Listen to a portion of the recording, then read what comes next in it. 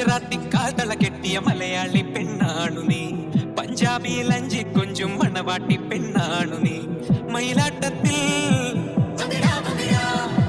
കരകാട്ട